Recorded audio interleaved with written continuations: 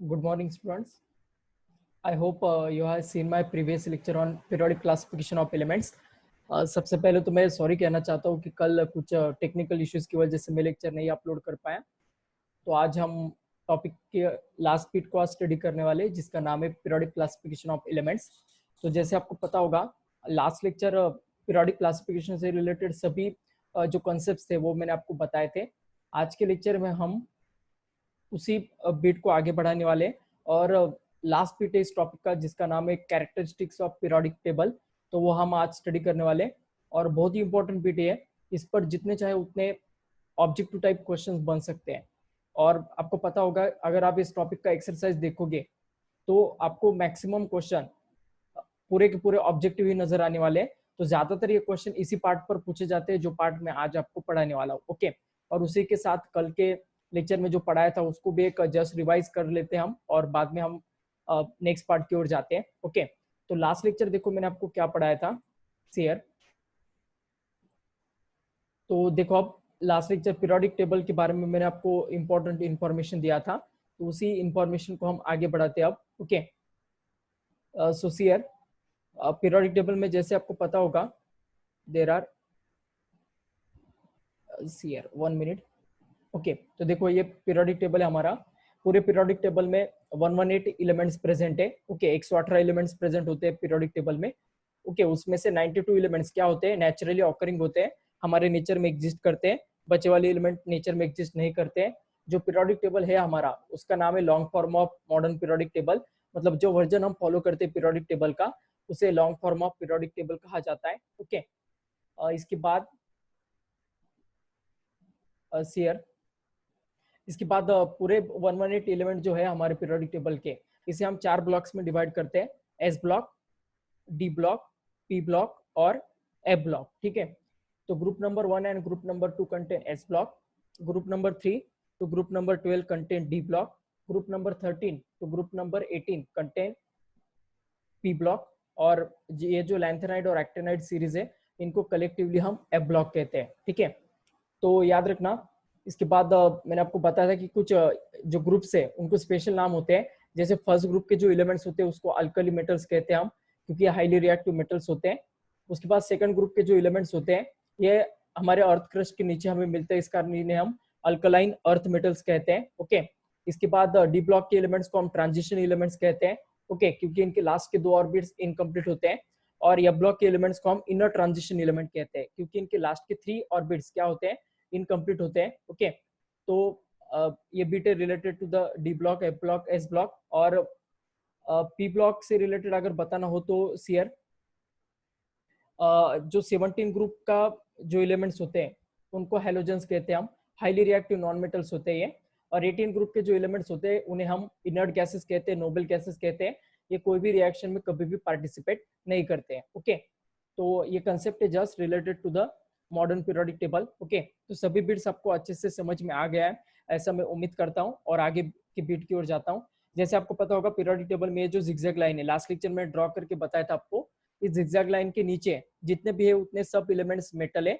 इस zigzag line के ऊपर जो लाइट ब्लू कलर में नजर आ रहा है आपको, ये कलर आपको थोड़ा सेम लगेगा कार्बन का और बोरॉन का, लेकिन ये अलग अलग कलर है। ओके, आप आपके बुक में देख सकते हो, ये बुक का ही पीरियोडिक टेबल है। ओके, तो लाइट ब्लू कलर के जो आपको नजर आ रहे हैं, ओके, ये जो एलिमेंट्स है इनको मेटलॉइड्स कहते हैं हम। मेटलॉइड्स मतलब इनके अंदर मेटल्स के भी प्रॉपर्टीज होते हैं और नॉन मेटल्स के भी प्रॉपर्टीज होते हैं। ठीक है, तो इस जिगजैग लाइन के ऊपर मेटलॉइड्स है और इस जिगजैग लाइन के ऊपर जितने भी नजर आ रहे हैं carbon, nitrogen, oxygen, fluorine, neon, ये पूरा सीरीज, तो ये 19 एलिमेंट जो है उनको हम नॉन मेटल्स कहते हैं। ठीक है, तो ये जिगजैग लाइन का बहुत इंपॉर्टेंस है हमारे मॉडर्न पीरियोडिक टेबल में, याद रखना इसे। ओके, उसके बाद मैंने पीरियड और ग्रुप वाइज आपको पीरियोडिक टेबल का इंपॉर्टेंस और कुछ स्पेशल फीचर्स बताया था। जैसे मैंने बताया था आपको कि एक पर्टिकुलर ग्रुप के जो एलिमेंट्स होते हैं उनके प्रॉपर्टीज सेम होते, मतलब प्रॉपर्टीज सेम होते हैं। इसका रीजन क्या है, उनके लास्ट ऑर्बिट में सेम इलेक्ट्रॉन्स प्रेजेंट होते हैं। Okay, all the elements contain same valence electrons in the last orbit. Okay, so that's why all the elements shows the similar properties. तो एक ही ग्रुप के जो एलिमेंट्स होते हैं उनके प्रॉपर्टीज में सिमिलरिटी होते हैं, उनके केमिकल और फिजिकल प्रॉपर्टी एक दूसरे से मैच करते हैं। ओके, और एक ही पीरियड में जो रहने वाले एलिमेंट्स हैं, ठीक है, जैसे हाइड्रोजन, हीलियम, तो इन दोनों का जो शेल्स होता है, नंबर ऑफ ऑर्बिट्स होते हैं वो सेम होते हैं। ओके, तो पहले ऑर्बिट में 2 ही इलेक्ट्रॉन्स फिल हो सकते हैं, इस कारण यहाँ पर 2 एलिमेंट्स है। फिर यहाँ से दूसरा ऑर्बिट फिल होना स्टार्ट हो जाता है 2,1 2,2, तो यहाँ से तीसरा ऑर्बिट स्टार्ट होगा। जैसे ही ऑर्बिट का कैपेसिटी खत्म होता है फिर हम नए पीरियड की ओर आ जाते हैं। तो ऐसे हमारे पीरियोडिक टेबल में कितने पीरियड से 7 पीरियड से, और कितने ग्रुप से 18 ग्रुप से। ओके, इसके बारे में भी मैंने आपको लास्ट लेक्चर अच्छे से बताया था। तो बस इतना ही कंसेप्ट है ग्रुप वाइज और column wise, okay sorry period wise. ठीक है, तो हम अब नेक्स्ट बीट की ओर जाते हैं इस टॉपिक का, जो आज हमें स्टडी कर रहे हैं। आज के लेक्चर का बहुत इंपॉर्टेंट बीट है, याद रखिएगा इसे। 3 ही बीट है आज के लेक्चर के जो मुझे आपको बताना है। ये बताने के बाद पूरा का पूरा टॉपिक हमारा खत्म हो जाता है। ओके, तो इसी के साथ हमारा दूसरा टॉपिक भी खत्म हो जाएगा। ओके, तो ये 3 टॉपिक कौन से देखना, वैलेंसी, एटॉमिक साइज और मेटेलिक और नॉन मेटेलिक कैरेक्टर। ये 3 ही बीट मुझे आज आपको बताना है अच्छे से। वैलेंसी देखो आप क्या होता है, the combining capacity of element is called as valency. Okay, तो देखो आप वैलेंसी के बारे में पहला पॉइंट क्या दिया है, we know that valency of an element is determined by the number of electrons present in the outermost shell of its atom, that is the valence electrons. Okay, तो वैलेंसी मतलब क्या होता है, नंबर ऑफ इलेक्ट्रॉन जो present होते हैं हमारे outermost shell में, आउटरमोस्ट शेल ऑफ एटम में, तो उसे हम वैलेंस उसी से हम वैलेंसी डिटरमाइन करते हैं। ओके, जैसे सोडियम के लास्ट ऑर्बिट में 1 इलेक्ट्रॉन है, इस कारण उसका वैलेंसी 1 है।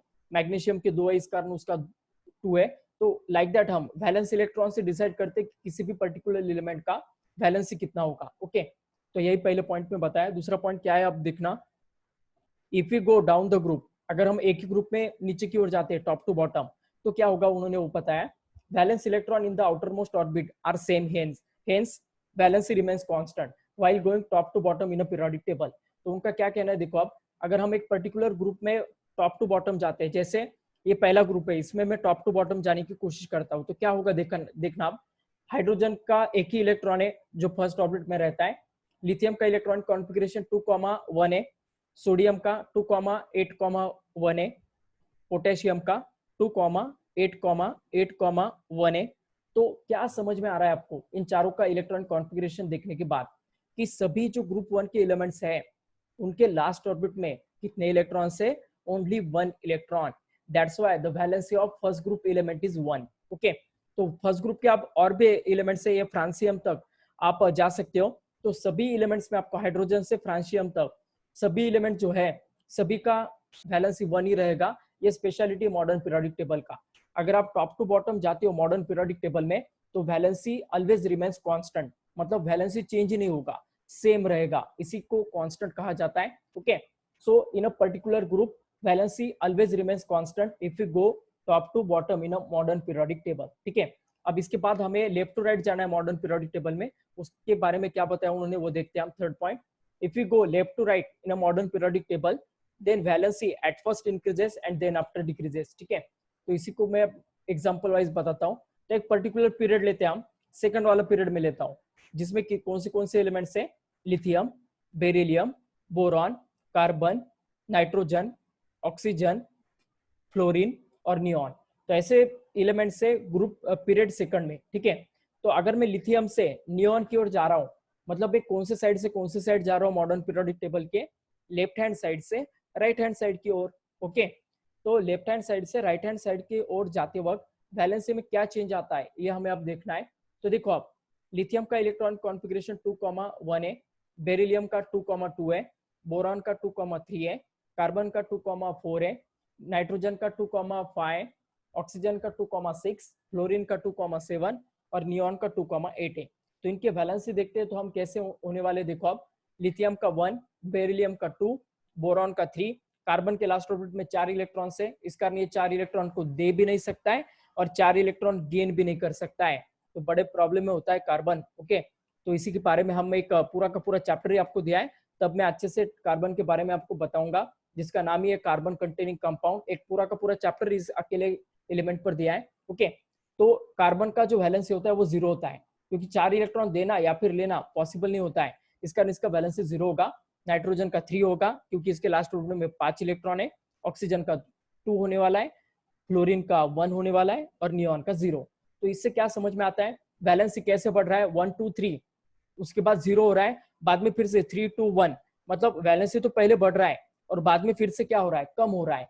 तो यही है valency wise statement. Valency in a modern periodic table at first increases and then after decreases. Okay, so this is the statement related to the valency. दो ही पॉइंट आपको याद रखने इस बीट में वैलेंसी के बारे में। अगर हम टॉप टू बॉटम चाहते हैं तो वैलेंसी कांस्टेंट रहेगा, चेंज नहीं होगा, सेम रहेगा। और लेफ्ट टू राइट अगर जाते हैं हम मॉडर्न पीरियोडिक टेबल में, तो वैलेंसी पहले तो बढ़ने वाला है और बाद में कम होगा। ओके, तो यही बीट है रिलेटेड टू द वैलेंसी। तो हम अब नेक्स्ट बीट की ओर जाते हैं कैरेक्टरिस्टिक के, जिसका नाम है एटॉमिक रेडियस। ओके, तो इस बीट में है ना, आपको बुक में ये एटॉमिक साइज के बारे में भी आपको बताया, तो वो एटॉमिक रेडियस के बारे में ऐसा समझ लो आप, क्योंकि एटम का रेडियस ही डिसाइड करता है उस एटम का साइज क्या होगा। तो आपको अगर एटॉमिक साइज के बारे में कोई बोल रहा है या एटॉमिक रेडियस के बारे में बोल रहा है, तो वो एक ही चीज के बारे में बात कर रहा है, ऐसा आप कंसिडर कर सकते हो। ओके, तो इधर आप इसे एटॉमिक साइज कंसिडर करो या फिर एटॉमिक रेडियस, क्योंकि जिसका रेडियस बड़ा है उसका साइज भी बड़ा होगा, जिसका रेडियस कम है उसका साइज भी कम होगा। और ये सबसे इंपॉर्टेंट बीट है हमारे लेक्चर का। सबसे अगर कोई इंपॉर्टेंट चीज है हमारे लेक्चर का, तो आज के यही है, एटॉमिक रेडियस। ठीक है, तो एटॉमिक रेडियस जो है ये एक इंपॉर्टेंट बीट है हमारे मॉडर्न पीरियोडिक टेबल का। एटॉमिक रेडियस के बारे में भी हमें वैसे ही करना है जैसा हमने वैलेंसी के बारे में किया था। ओके, तो पहले तो हम टॉप टू बॉटम जाने वाले हैं, बाद में लेफ्ट टू राइट। तो यहाँ पर मैंने शायद लेफ्ट टू राइट पहले लिया है। ठीक है, तो हम पहले उसके बारे में डिस्कस करते हैं। तो atomic size left to right जाते हुए कम होगा या ज्यादा होगा, वो हमें बताना है।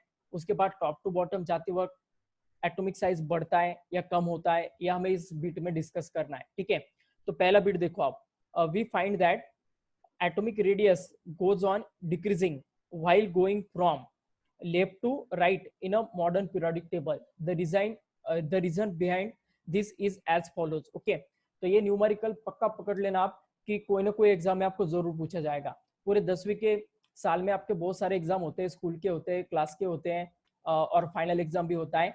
तो नियर बाय 4 या 5 एग्जाम में आपको ये क्वेश्चन देखने को मिलेगा, जो मैंने यहाँ पर दिया है। atomic size decreases if we go left to right in a modern periodic table. Okay, तो ये गिव रीजन में क्वेश्चन आता है कि एटॉमिक राइज क्यों कम होता है अगर हम पीरियोडिक टेबल में लेफ्ट टू राइट जाते हैं। तो इसका रीजन अब मैंने क्या दिया है वो अच्छे से देखना। While going from left to right in a within a period, the atomic number increases by one by one. Okay, meaning the positive charge on the nucleus increases by 1 unit at a time. ठीक है, तो इसका meaning क्या है, अगर हम left to right जाते हैं मॉडर्न पीरियोडिक टेबल में, ठीक है, तो एटॉमिक नंबर क्या होने वाला है, एक एक से बढ़ने वाला है। ओके, और उसका मीनिंग क्या होगा, एटॉमिक नंबर बढ़ रहा है, मतलब किसका नंबर बढ़ रहा है, प्रोटॉन का। ओके, और कितने से बढ़ रहा है, एक से। ठीक है, हाउएवर, ओके, आगे के पॉइंट में देखो क्या दिया है, however additional electron gets added the same outermost shell. ठीक है, तो जो एडिशनल इलेक्ट्रॉन भी उस वजह से ऐड होता है, क्योंकि एटॉमिक नंबर मतलब नंबर ऑफ प्रोटॉन भी होता है और नंबर ऑफ इलेक्ट्रॉन भी होता है। तो अगर एटॉमिक नंबर बढ़ रहा है मतलब एक प्रोटॉन भी बढ़ेगा, एक इलेक्ट्रॉन भी बढ़ेगा। ओके, तो इस वजह से क्या होता है, देखो आप, due to increase in nuclear charge the electrons are pulled towards the nucleus to a greater extent and thereby the size of the atom decreases. ठीक है, तो इस वजह से साइज क्या होगा एटम का, डिक्रीज होगा, ऐसा उनका कहना है। ओके, तो अब होता क्या है वो अच्छे से समझ लो। जब हम लेफ्ट टू राइट जाते हैं मॉडर्न पीरियोडिक टेबल में, तो एटॉमिक नंबर एक एक से बढ़ता है, इस वजह से एक प्रोटॉन भी बढ़ेगा और एक इलेक्ट्रॉन भी बढ़ने वाला है। तो याद रखना, एटम के बारे में जब हम बात करते हैं तो एट द टाइम न्यूक्लियस का कंट्रीब्यूशन बहुत ज्यादा होता है। अगर आपने 9th स्टैंडर्ड में स्टडी किया है, ओके, डेफिनेटली किया होगा, तभी आप 10th स्टैंडर्ड में जा रहे हो, तो आपको पता होगा एटॉमिक स्ट्रक्चर जो था वो हमें साइंटिस्ट रुदरफोर्ड ने बताया था। तो उसका अगर स्टेटमेंट आपको पता हो तो देखो, गोल्ड फॉइल का एक एक्सपेरिमेंट था, उसके स्टेटमेंट कुछ आपने स्टडी किए होंगे 9th स्टैंडर्ड में। ओके, एटम से रिलेटेड कोई ना कोई टॉपिक आपको जरूर होगा 9th में। तो उसमें उन्होंने बताया था कि एटम का जो 99% मास होता है वो कंट्रीब्यूट करता है न्यूक्लियस। ओके, अगर न्यूक्लियस का मास 100 है तो उसमें से 99.9% मास किसका होता है, न्यूक्लियस का। ओके, मतलब nucleus is a phenomenon which is dominate the electron, electron को डोमिनेट करने वाला फिनोमिनॉन है इलेक्ट्रॉन तो होते हैं एटम में, लेकिन उसका प्रेजेंस और उनका जो कह सकते हैं कि हम उनका इफेक्ट जो होता है एटम पर वो बहुत ही निग्लिजिबल होता है। ओके, एक इलेक्ट्रॉन कम होने से या ज्यादा होने से ज्यादा फर्क नहीं गिरता है एटम पर, एज कंपेयर टू प्रोटॉन एक से कम या एक से ज्यादा होने से गिरता है। समझ में आ रहा है? मतलब प्रोटॉन एक से भी कम ज्यादा हुआ तो बहुत मेजर इफेक्ट गिरता है, लेकिन इलेक्ट्रॉन एक से अगर कम या ज्यादा हुआ तो बहुत ही माइनर इफेक्ट गिरता है। पूरे इलेक्ट्रॉन का इफेक्ट ही नॉमिनल होता है एटम पर। इस कारण देखो आप, तो प्रोटॉन एक एक से बढ़ने से लेफ्ट टू राइट जाते वक्त न्यूक्लियस ज्यादा फोर्स एक्सर्ट करता है इलेक्ट्रॉन पर, और इलेक्ट्रॉन सिकुड़ जाते हैं। जितने प्रोटॉन्स बढ़ने वाले हैं उतने ही इलेक्ट्रॉन्स क्या होते हैं, वो अपनी ओर खींचने लगता है, और इस वजह से लेफ्ट टू राइट जाते वक्त एटॉमिक साइज डिक्रीज होता है। तो इसको मैं आपको एक प्रूव करके मतलब एग्जांपल देके बताता हूँ। फिर से हम ग्रुप सेकंड पर आ जाते हैं। Lithium, beryllium, boron, carbon, nitrogen, oxygen, fluorine, neon, इन सभी के आपको इलेक्ट्रॉनिक कॉन्फ़िगरेशन तो पता ही है, मैंने अभी बताए थे। 2,1, 2,2, 2,3, 2,4, 2,5, 2,6, 2,7 एंड 2,8। ठीक है, तो क्या समझ में आ रहा है हमें? जब हम लिथियम से नियॉन की ओर जा रहे हैं तो एटॉमिक नंबर एक एक से बढ़ रहा है। जैसे देखो, लिथियम का 3 है, बेरिलियम का 4 है, बोरॉन का 5 है, तो एक एक से एटॉमिक नंबर बढ़ रहा है। अब स्टूडेंट है ना, इसमें ट्रैप हो जाते हैं इस क्वेश्चन में।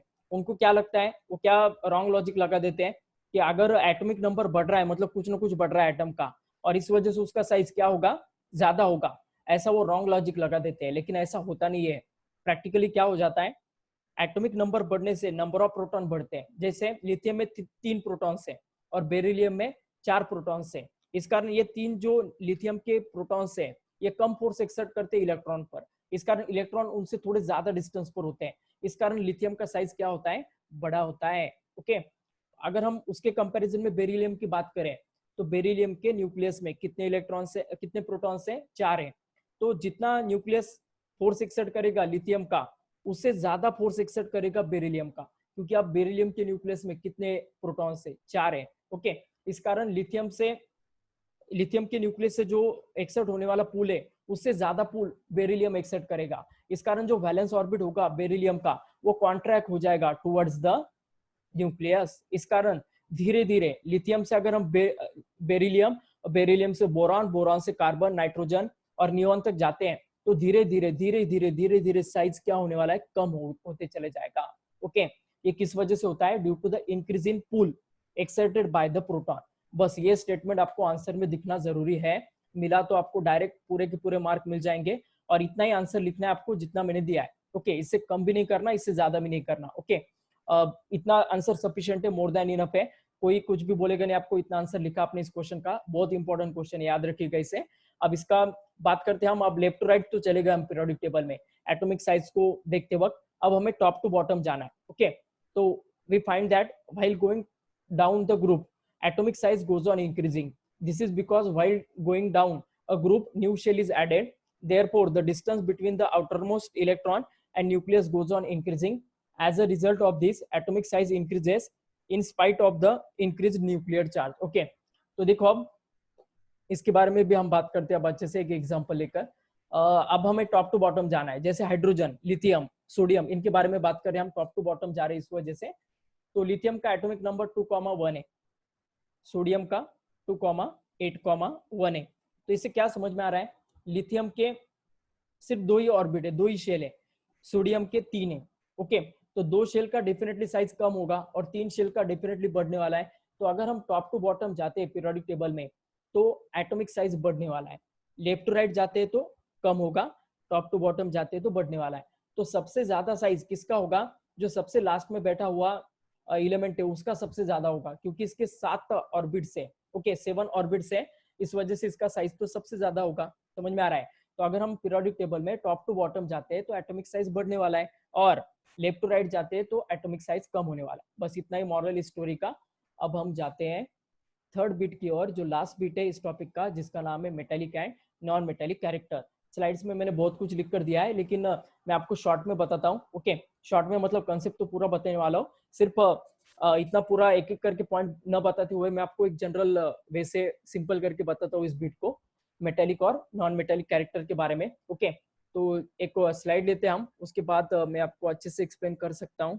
ओके, सो ये आ गया स्क्रीन। ओके, तो सीआर जैसे आपको पता होगा सोडियम हमारा जो एलिमेंट है, ओके, उसके बारे में आपको पता होगा। सोडियम Na से हम डिनोट करते हैं। उसके आपको पता होगा पहले ऑर्बिट में 2 इलेक्ट्रॉन से, दूसरे ऑर्बिट में कितने इलेक्ट्रॉन से, 8, और थर्ड ऑर्बिट में रहेगा 1 इलेक्ट्रॉन। ठीक है, ये 1 इलेक्ट्रॉन में यहाँ पर दिखा देता हूँ आपको। ठीक है, अब देखो ये बॉन्ड क्रिएट करता है किसके साथ, क्लोरीन के साथ। ठीक है, आपको पता होगा क्लोरीन एक नॉन मेटल है जो 17 ग्रुप में पाया जाता है, जिसे हम हैलोजन भी कहते हैं। इसके भी पहले ऑर्बिट में 2, दूसरे ऑर्बिट में 8, और लास्ट ऑर्बिट में कितने इलेक्ट्रॉन से बताओ, 7 है। 1 2 3 4 5 6 7। ठीक है, तो अब इसका इलेक्ट्रॉनिक कॉन्फ़िगरेशन क्या है, 2, 8, 1, और इसका इलेक्ट्रॉनिक कॉन्फ़िगरेशन क्या है, 2, 8, 7। ठीक है, तो देखना आप ये दोनों एक दूसरे के साथ बॉन्ड फॉर्म करते हैं, और किसे फॉर्म कर देते हैं, एक कंपाउंड को जिसको हम कॉमन सॉल्ट कहते हैं, NaCl। ओके, जो हम हर रोज जो नमक खाते हैं, ओके, तो उसे हम कॉमन सॉल्ट कहते हैं। तो ये कॉमन सॉल्ट बनता है Na और Cl के दोनों के बॉन्ड से। Na मेटल है, Cl नॉन मेटल है, दोनों से मिलने वाला जो metals when reacts with non-metal at that time it forms salt. Okay, this reaction is known as neutralization reaction. तो उसके बारे में हम बाद में बात करेंगे।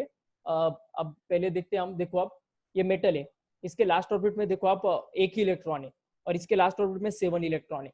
तो हमारा ऑक्टेट रूल क्या कहता है हमें, जिस एटम के लास्ट ऑर्बिट में 8 इलेक्ट्रॉन है वो एटम स्टेबल होता है। ओके, नेचर में एग्जिस्ट कर पाता है। ओके, वरना वो नेचर में एग्जिस्ट नहीं करेगा अगर उसके लास्ट ऑर्बिट में 8 इलेक्ट्रॉन्स नहीं है। अब ये कैसे होता है, क्यों होता है, इसका रीजन साइंटिस्ट को भी पता नहीं है, तो मैं कैसे बताऊंगा आपको। इस वजह से याद रखना, कोई भी एटम के लास्ट ऑर्बिट में 8 इलेक्ट्रॉन्स हो तो वो स्टेबल होता है। अब सोचो सोडियम ने खुद को स्टेबल करना अगर वो चाहता है तो उसे क्या करना पड़ेगा, अगर लास्ट ऑर्बिट में 8 इलेक्ट्रॉन्स लाना है तो उसको 2 वे से वो ला सकता है। एक तो अपना लास्ट ऑर्बिट का इलेक्ट्रॉन को ही छोड़ दो, या फिर 7 इलेक्ट्रॉन्स वो गेन कर ले। तो 7 इलेक्ट्रॉन गेन कर पाना ये बहुत ही मुश्किल काम है। इस वजह से ये क्या पसंद करता है, अपना 1 इलेक्ट्रॉन को डोनेट कर देना। ओके, तो ये सोडियम डोनेट कर देता है अपने इलेक्ट्रॉन को। डोनेशन करना मतलब अच्छी बात होती है। ओके, किसी को कुछ देना हमेशा ही अच्छी बात होती है। इस कारण हम सोडियम के इस नेचर को पॉजिटिव वे से लेते हैं। इस कारण सोडियम जब कभी भी अपना इलेक्ट्रॉन देता है तो उसके ऊपर पॉजिटिव चार्ज डेवलप हो जाता है, क्योंकि ये किसी को कुछ ना कुछ देता है। अब क्लोरीन क्या करता है, इसे भी अपने लास्ट ऑर्बिट में 8 इलेक्ट्रॉन्स लाना है, तो इस वजह से ये क्या करेगा, जो इलेक्ट्रॉन सोडियम ने दे दिया है, डोनेट कर दिया है, ये उसे लेता है। ओके, और 7 + 1 लास्ट ऑर्बिट में इसके कितने इलेक्ट्रॉन्स बन जाते हैं, अब 8 इलेक्ट्रॉन्स। ओके, तो ऐसा करके ये दोनों भी अपने आप को स्टेबल बनाते हैं और कॉमन सॉल्ट फॉर्म कर देते हैं। ओके, तो अब ये कॉमन सॉल्ट नेचर में एग्जिस्ट कर पाता है क्योंकि इसके अंदर जो भी 2 एलिमेंट्स है उन दोनों के भी ऑक्टेट कंप्लीट है। इस कारण तो क्लोरीन ने क्या किया है, इसने दिया हुआ इलेक्ट्रॉन को लिया। किसी से हमेशा ही कुछ लेना बहुत बुरी बात होती है, इस वजह से क्लोरीन पर नेगेटिव चार्ज डेवलप हो जाता है। ओके, तो इस वजह से ये बॉन्ड फॉर्मेशन हो जाता है सोडियम का क्लोरीन के साथ। ओके, तो सोडियम मेटल है, ठीक है, तो मेटल ने क्या किया, इलेक्ट्रॉन को डोनेट किया। नॉन मेटल है क्लोरीन, तो क्लोरीन ने क्या किया, इलेक्ट्रॉन को गेन किया। ओके, तो मेटल का कौन सा नेचर है, देने का मतलब डोनेट करने का। ओके, इस नेचर को मेटल की कहा जाता है इलेक्ट्रोपॉजिटिविटी। क्या कहते हैं हम इसे, इलेक्ट्रोपॉजिटिविटी। ओके, क्योंकि ये किसी को कुछ देता है, अच्छी बात है, इस वजह से हम इसे इलेक्ट्रोपॉजिटिविटी कहते हैं। क्लोरीन या फिर नॉन मेटल हो, इनका पूरा बिरादरी क्या करता है, किसी से कुछ ना कुछ लेते ही रहता है, नॉन मेटल्स होते ही है। तो इस नेचर को हम निगेटिव वे से लेते हैं, इस कारण इसे कहा जाता है इलेक्ट्रो निगेटिविटी। ओके, तो इलेक्ट्रॉन डोनेट करने का एबिलिटी मेटल का क्या होगा, इलेक्ट्रोपॉजिटिविटी, और इलेक्ट्रॉन गेन करने का एबिलिटी क्या होगा, इलेक्ट्रोनिगेटिविटी। ओके, तो इलेक्ट्रोपॉजिटिविटी डिसाइड करता है मेटालिक कैरेक्टर को, और इलेक्ट्रोनिगेटिविटी डिसाइड करता है नॉन मेटालिक कैरेक्टर को। इतना तो समझ में आ गया आप सभी को। फिर से हम आप स्लाइड की ओर जाते हैं, तो यही बताया स्लाइड में। पहले तो मेटालिक कैरेक्टर का डेफिनेशन दिया आपको, ठीक है, यहाँ पर पहले लाइन में देखो आप, it is seen from the, ठीक है, 1 मिनट रुको। ओके, तो shear it is seen from the chemical formula of simple ionic compound that metal atoms have tendency to form the cation by losing its valence electron. This property is called electropositivity of an element. Okay, on the other hand, atoms of the non-metal have tendency to form an anion by accepting the electrons outside its valence shell. Is called electronegativity of an element. Okay, तो electron donate करने का ability electropositivity, electron gain करने का ability, electronegativity. तो electropositivity decide करता है metallic character को। जो एटम जितना अच्छे से इलेक्ट्रॉन जल्दी डोनेट कर देगा उसे वो सबसे अच्छा मेटल होगा। ओके, मतलब जितना जल्दी वो इलेक्ट्रॉन को डोनेट कर दे आपने, वो सबसे अच्छा मेटल होता है। और जो इलेक्ट्रॉन जल्दी से डोनेट नहीं कर सकता है, ओके, उसे हम कम कम नेचर का मेटल कह सकते हैं। ओके, तो अब मैं कुछ आपको पीरियोडिक टेबल के एग्जांपल देकर बताता हूँ, मेटेलिक और नॉन मेटेलिक कैरेक्टर। तो इन दोनों भी कैरेक्टर में हमें लेफ्ट टू राइट और टॉप टू बॉटम जाना है, मेटेलिक कैरेक्टर हो या फिर नॉन मेटेलिक हो। तो देखो अब हमारे पीरियोडिक टेबल में लेफ्ट साइड सब मेटल्स है और राइट साइड सब नॉन मेटल है। तो अगर हम लेफ्ट टू राइट जाते हैं तो मेटेलिक कैरेक्टर कम होगा। मतलब देखो आप यहाँ पर लिथियम है लेफ्ट साइड में, तो ये 2,1 लास्ट ऑर्बिट में 1 इलेक्ट्रॉन है, इस कारण ये डोनेट करता है। तो यहाँ पर देखो फ्लोरीन है, इसका इलेक्ट्रॉन कॉन्फ़िगरेशन 2,7 है। ओके, तो इस वजह से इलेक्ट्रॉन को क्या करता है, गेन करता है। तो जैसे हम लेफ्ट साइड में जाते हैं तो इलेक्ट्रॉन डोनेशन एबिलिटी होता है इसमें एलिमेंट्स में, और जैसे हम राइट साइड जाते हैं यहाँ पर इलेक्ट्रॉन गेन करने का एबिलिटी बन जाता है।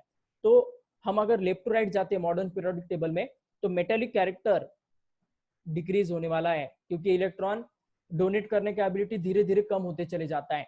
लिथियम बहुत जल्दी अपने इलेक्ट्रॉन को डोनेट कर देगा, बेरिलियम थोड़ा ज्यादा वक्त लेगा, थोड़ा सोचेगा वो, क्योंकि इसके लास्ट ऑर्बिट में 2 इलेक्ट्रॉन्स है। ओके, बोरान उससे भी बाद में इलेक्ट्रॉन डोनेट कर देगा, उसे उसे बहुत ज्यादा समय लगेगा क्योंकि इसके लास्ट ऑर्बिट में 3 इलेक्ट्रॉन्स है।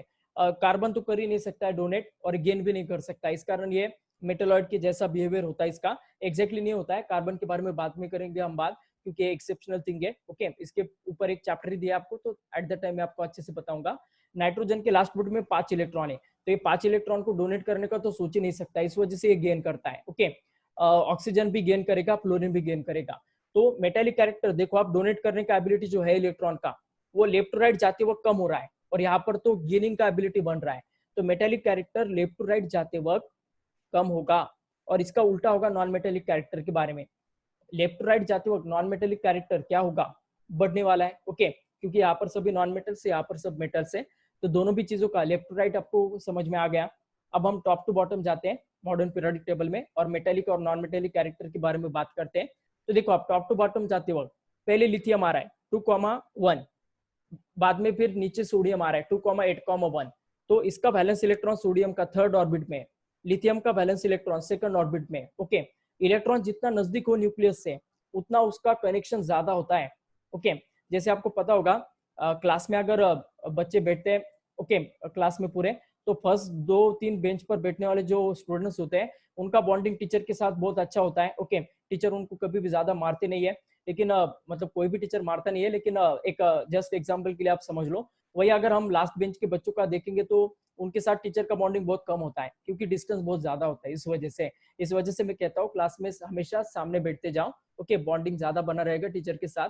तो वैसे इलेक्ट्रॉन के साथ होता है, जो इलेक्ट्रॉन्स नजदीक होते हैं न्यूक्लियस के, उनका बॉन्डिंग न्यूक्लियस के साथ बहुत अच्छा होता है, इस कारण वो कभी डोनेट होना जल्दी पॉसिबल नहीं होता है। वही अगर इलेक्ट्रॉन दूर चला जाए न्यूक्लियस से तो उसका डोनेशन का एबिलिटी बढ़ जाता है। तो लिथियम का वैलेंस इलेक्ट्रॉन सेकंड ऑर्बिट में, और सोडियम का लास्ट ऑर्बिट का वैलेंस इलेक्ट्रॉन थर्ड ऑर्बिट में। तो सोडियम अपना इलेक्ट्रॉन जल्दी डोनेट कर देगा और लिथियम नहीं करेगा। सोडियम से भी जल्दी कौन करेगा, पोटेशियम करेगा, पोटेशियम से भी जल्दी रुबिडियम करेगा। और सबसे अच्छा एलिमेंट कौन सा होगा फिर, फ्रांसियम, क्योंकि ये सबसे पहले इलेक्ट्रॉन को डोनेट कर देगा, बहुत जल्दी कर देगा, क्योंकि इसका जो वैलेंस इलेक्ट्रॉन है वो 7th ऑर्बिट में रहेगा। इसका तो डिस्टेंस बहुत ही ज्यादा है, ये डेफिनेटली बैक बेंचर होगा। ओके, इस वजह से ये तो पक्का चला जाएगा, और बहुत ही अच्छा क्वालिटी का मेटल होगा ये फ्रांसियम। ओके, क्योंकि इसका डोनेशन का एबिलिटी बहुत ज्यादा है। तो इलेक्ट्रॉन डोनेट करने का एबिलिटी टॉप टू बॉटम जाते हुए क्या हो रहा है, इंक्रीज हो रहा है। ओके, तो इस वजह से मेटालिक कैरेक्टर बढ़ेगा। ओके, तो यही मेटालिक कैरेक्टर के बारे में। इसका एग्जैक्टली उल्टा नॉन मेटालिक कैरेक्टर का है। ओके, जैसे देखो आप, फ्लोरीन के 2 ही ऑर्बिट से, क्लोरीन के 3 ऑर्बिट से, इस कारण फ्लोरीन जल्दी इलेक्ट्रॉन को गेन करेगा। ओके, और क्लोरीन इलेक्ट्रॉन को जल्दी गेन नहीं कर पाएगा, okay, as compare to fluorine. तो जैसे जैसे हम नीचे जा रहे हैं टॉप टू बॉटम, वैसे वैसे नॉन मेटेलिक कैरेक्टर क्या होते चले जाएगा, कम होते चले जाएगा।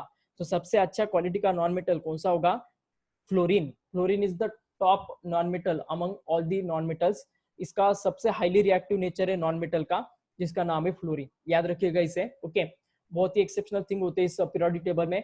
पूरे आपको 11वीं 12वीं में यही पूरा का पूरा टेबल स्टडी करना है। जस्ट हमें जितना आता है 10th पे उतना ही मैंने आपको पढ़ाया, और याद रखना सिर्फ आपको 20 तक ही सभी एलिमेंट्स के इलेक्ट्रॉनिक कॉन्फ़िगरेशन, उनके एटॉमिक नंबर और उनका सीक्वेंस आपको अप टू कैल्शियम तक याद रखना है। इसके आगे जाने की कोई भी जरूरत नहीं है, हमारे सिलेबस में इतना ही पार्ट होता है। आपको नेट पर बहुत सारे ट्रिक मिलेंगे, इसके कुछ गाने भी होते हैं पीरियोडिक टेबल के, टीचर पढ़ाते हुए यूज करते हैं और याद करने में वो आसानी होती है, ऐसा उन टीचर का कहना होता है। लेकिन हमारे लेवल तक इसे कुछ भी याद करने की जरूरत नहीं है, सिर्फ 20 तक करोगे आप सफिशिएंट कैल्शियम तक, इसके आगे जाने की कोई जरूरत नहीं है। Hydrogen, helium, lithium, beryllium, boron, carbon, nitrogen, oxygen, fluorine, neon, sodium, magnesium, aluminium, silicon, phosphorus, sulphur, chlorine, argon, potassium और कैल्शियम, बस इतना याद रखिएगा आप सीक्वेंस के साथ। सभी के एटॉमिक नंबर आपको याद रह जाएंगे, उनके इलेक्ट्रॉन कॉन्फ़िगरेशन, बस इतना याद रखोगे, मोर देन इनफ है। हमारे सिलेबस में इतना ही पार्ट है। ओके, तो बस इतना ही बीटे। नेक्स्ट लेक्चर में हम एक्सरसाइज डिस्कस करेंगे इस टॉपिक का। ओके, तो ये जो लेक्चर ले रहा हूँ मैं जूम ऐप पर ले रहा हूँ, तो ये लेक्चर अगर मैं जब रिकॉर्ड करता हूँ तो एट द टाइम आप उस मीटिंग में ज्वाइन भी कर सकते हो। जिन स्टूडेंट को लाइव सेशन अटेंड करना है मेरे लेक्चर का, तो वो जरूर इस लेक्चर में पार्टिसिपेट कर सकते हो। उसके लिए क्या करना है, आपको जूम ऐप डाउनलोड करना है। ओके, और आज नियर बाय 13 मई है, नियर बाय 14 मई को मैं लाइव सेशन कंडक्ट करने वाला हूँ। जिन स्टूडेंट को अटेम्प्ट करना है वो करो, अदरवाइज मैं ये लेक्चर ऑफलाइन अपलोड करने वाला हूँ। ओके, तो जिन स्टूडेंट को लाइव सेशन में अगर कुछ क्वेश्चन आंसर डिस्कस करना है तो डेफिनेटली उस लेक्चर में ज्वाइन कर सकते हो। इसके लिए आपको मुझे व्हाट्सएप पर मैसेज भेजना है कि मुझे लेक्चर ज्वाइन करना है, फिर मैं आपको जूम ऐप का जो आईडी रहेगा, लिंक रहेगा और टाइम रहेगा लेक्चर का, वो मैं आपको सेंड करूंगा। आज के लेक्चर में इतना ही, थैंक यू। ओके, टॉपिक हमारा खत्म हुआ सेकंड, जिसका नाम था पीरियोडिक क्लासिफिकेशन ऑफ एलिमेंट्स। और आज के लेक्चर का टास्क इतना ही रहेगा कि आप एक्सरसाइज जो रहेगा बुक का वो पूरा का पूरा सॉल्व कीजिएगा, और जो भी क्वेश्चन नहीं आया वो बताइएगा, मैं आपको जरूर उसका आंसर देने की कोशिश करूंगा अगले लेक्चर में। Okay, so thank you, today we will stop here, in next lecture we will continue with the exercise.